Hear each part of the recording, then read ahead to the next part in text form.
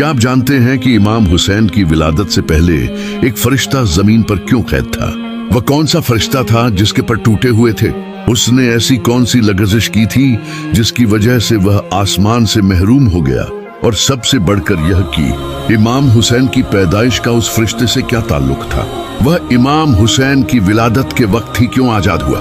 रिवायात में उस फरिश्ते का नाम फित्रस बयान किया गया है। कहा जाता है कि फित्रस उन फरिश्तों में शामिल था जो अर्श-ए-इलाही के कामों पर मामूर थे, मगर एक मौके पर उससे ताखीर हो गई। या अल्लाह, मैं शर्मिंदा हूँ। ये नाफरमानी नहीं थी, मगर सुस्ती जरूर थी।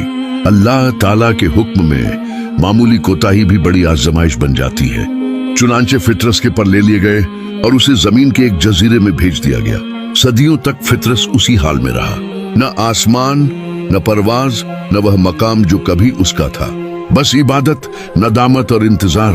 फिर वह दिन आया जब मदीना की फैजा बदल गई, जब हजरत फातिमा जहरा के घर नूर ने जन्म लिया, जब इमाम हुसैन अलैहिस्सलाम दुनिया में तशरीफ लाए।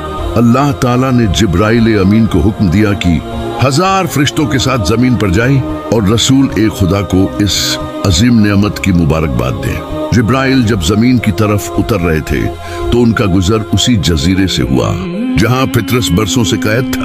फित्रस ने जिब्राइल को देखा तो बेचैन हो गया।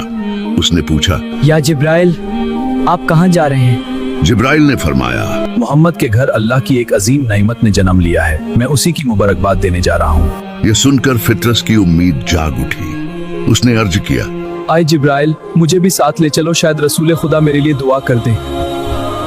यहाँ एक और सवाल पैदा होता है, आखिर फित्रस को उम्मीद इमाम हुसैन से ही क्यों बंधी?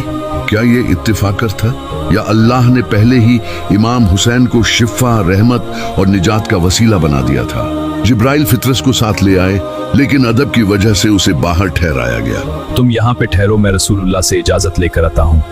जी कबूल है। रसूल खुदा की खिदमत में हाजिर होकर पहले विलादत की मुबारकबाद पेश की गई, फिर फित्रस का हाल बयान किया गया। नबी करीम ने फरमाया, फित्रस को अंदर ले आओ। जब फित्रस हाजिर हुआ और अपनी दास्तान सुनाई तो रसूल खुदा ने फरमाया, अपने टूटे हुए पर इस बच्चे के जिस्म से मस कर लो। फित्रस ने जैसे ही अपने पर इमाम हुसैन के जिस्म या तहर से लगाए, उसी लम्हे उसके पर दुरुस्त हो गए। वह फिर से परवाज के काबिल हो गया। यह सिर्फ एक फरिश्ते की शिफा नहीं थी, यह ऐलान था कि इमाम हुसैन रहमत भी है और वसीला निजात भी।